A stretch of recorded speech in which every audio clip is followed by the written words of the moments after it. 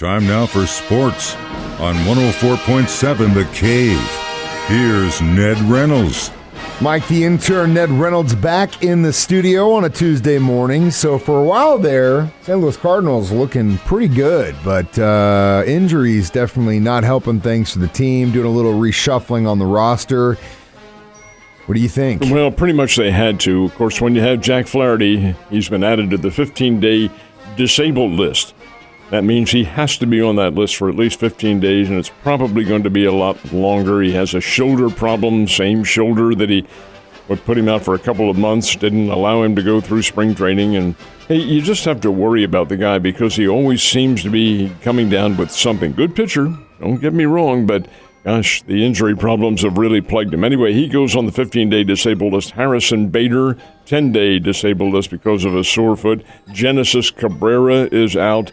And as a result, the Cardinals have had to go to their farm system. They bring up one guy with whom I'm not familiar, and that's James Nail. Don't know anything about him at all, didn't play down here.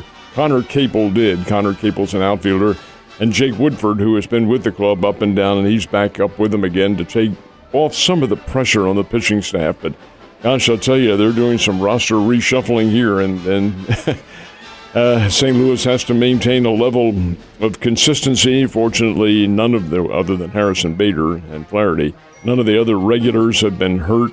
The guy they really need to keep healthy, and he has been so far, is Paul Goldschmidt, because he's just tearing the cover off the ball, but we'll talk more about that later on. Yes, some roster shuffling, and we'll see what happens with them. You got to give the Kansas City Royals props because they have a really, really good development system, in my opinion. They get some good young players. It's probably why we always refer to the Royals as a young team, is because they're constantly developing.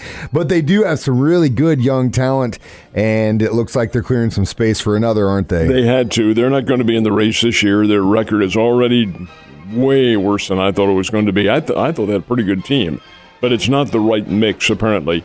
So the Royals yesterday traded Carlos Santana, an old pro, many-time All-Star, traded him back to the Seattle Mariners. Now, the Royals got him from the Cleveland, and they were the Indians at the time, now the Guardians. Royals got him from that ball club, Cleveland, and now he had been with Seattle. Santana's been around, big long ball hitter. He had been playing regularly at first base for the Royals, but hey, you've got to make room for the younger players, and now's the time to do it. Give them some experience. So the Royals trade him and bring up Vinny Pasquantino.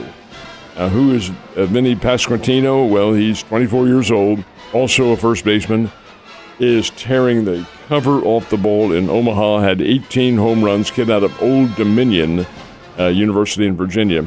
And Pasquantino is now going to get his shot. So they'll have Bobby Witt Jr., Pasquantino, and still old pros, Merrifield, and people of that caliber all playing for them. We'll see if this mix isn't a little bit better and give these guys some experience. Because I agree with you, Mike. They have young talent in the farm system. We see it down here on the Northwest Arkansas, although there's not a whole lot of it this year. But in the past, we've seen some of these players, and you've got to give them the experience. Now is the time to do it. Absolutely. Well, last but not least, before this Deshaun Watson thing at least comes to a close with the NFL handing down their punishment, I was reading a story, and in the comments someone had written that, what Cleveland did was just insane. The fact that he was facing all this, they just basically poo-poo all over Baker Mayfield, and they go for Deshaun Watson. And the comment was, it's like the Cleveland Browns have a gambling problem, which I thought was hilarious. But it might look that way if the NFL comes down hard on Deshaun. He might be out for a long time. Well, the committee, the decision's probably going to come the next day or two. It's going before the full board, the disciplinary board of the NFL. The committee that's been investigating all of this and following the trials and the lawsuits and so forth recommended last night that Watson be suspended indefinitely and no less than 1 year. All right, that would put him out this entire season. I don't think the Browns are counting on him this year anyway. They better not be, because he's not going to play. When the board meets, and it'll be today and tomorrow, I suspect they'll follow through with that penalty and probably make it a 1-year suspension. That's my guess on this thing. Watson's not a kid anymore, and to sit out a full year, that's, another big chunk out of his career. So we'll see what happens. Furthermore, inactivity for a quarterback, hey, that doesn't bode very well. So I'm looking for that to be the case. But that was the recommendation: 1 year, at least 1 year suspension, and who knows from there on in. Yeah, it'd be interesting, but God, you got to feel bad for Baker, man. And Browns have no other choice. no, they don't. But at the same time, it's kind of like, okay, you can't have him, so you're just going to deal with me. That doesn't. I don't know. I don't care who you are. That can't sit well with you at all.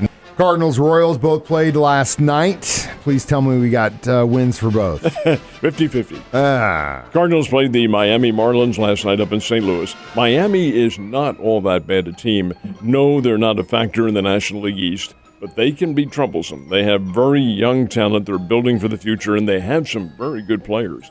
They were no match for the Cardinals last night. Cardinals win 9-0.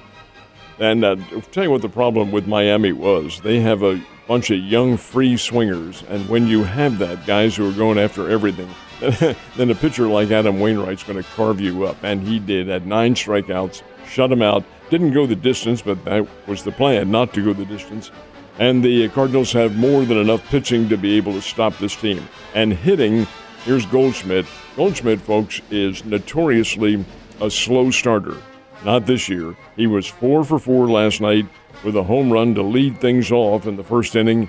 This guy he's batting right around 350 at the moment. This is not Paul Goldschmidt numbers. He's just gone absolutely nuts, and the Cardinals are riding the crest. The other guy who had 2 home runs last night played here last year, Juan Yepez.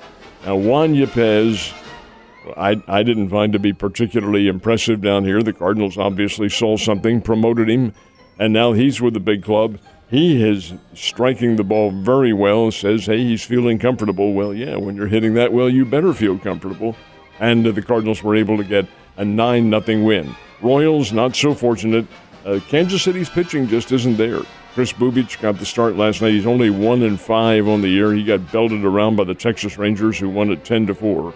So we're going in opposite directions. Cardinals are hanging in there still with injury problems, but they're continuing to maintain a pace in the National League Central, which is among the weakest divisions in Major League Baseball, and that's to their good fortune. They're making the most out of it. They're in the right spot right now, which is good. And it's not always the case, but in this situation, it is working out in their favor. All right. Most guys take days off from work to watch March Madness. Ned Reynolds, we literally have to break him away from the TV every day during Wimbledon because he's just glued to it. I'm like, Ned, come on, we got to go do our job. And he's like, well, 5 more minutes. Well, how was day one? Day one had no surprises at all. There was a bit of a rain delay, but Novak Djokovic, who's the number 1 seed in the men, came away with the win, although it was not straight sets. It was 3-1, but hey, that's immaterial. Got the win anyway. Andy Murray got a win. Now, most of the other big names, are playing later on today. Serena Williams will play later on. Rafael Nadal will be on the court later on. And many of the younger players, just the way the schedule works out. So the first round is going on. That's a couple of days, and then right on through the fortnight, which is 2 weeks. And indeed, Wimbledon is really the crown jewel. But no big surprises yesterday. You really didn't expect any. Well, I look forward to peeling you away from the TV again tomorrow. So they might be getting a lot of hell right now, but 51 years ago today, the Supreme Court ruled on something else. What was it? This was a sports item that they ruled on, and it was momentous at the time. I think you're probably a little bit too young to remember this, but the legendary Muhammad Ali had his boxing license suspended when he did not report for the draft. All right, draft dodger and all that sort of thing. And his license was removed. He could not fight in the United States, so he was idle for a couple of years.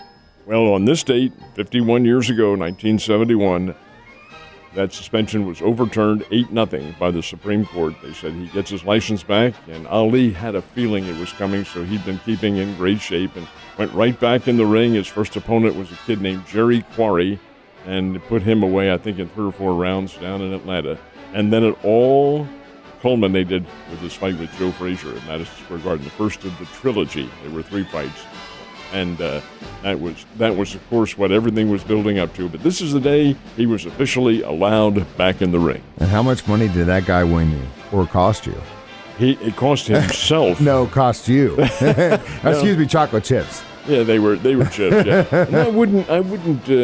Boxing is so one punch and you can win the thing. So it's very, very much I stay away from it. Yeah. But in terms of Ali and his fortune, well, it took away a little bit. He still passed as a very wealthy man. Oh yeah, but those years that he lost, this is very unfortunate because he was one of the greatest, if not the greatest. Ned, you have a great day. I'll see you tomorrow.